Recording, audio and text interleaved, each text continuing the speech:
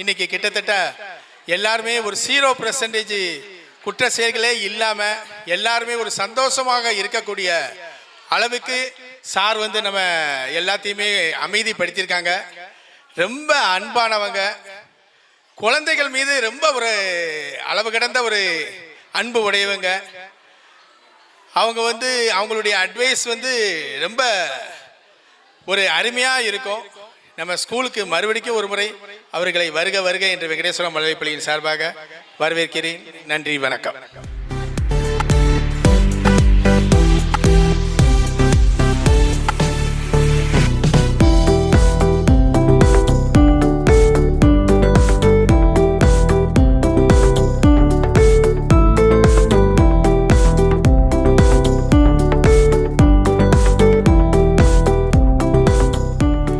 பெருமதிப்புக்குரிய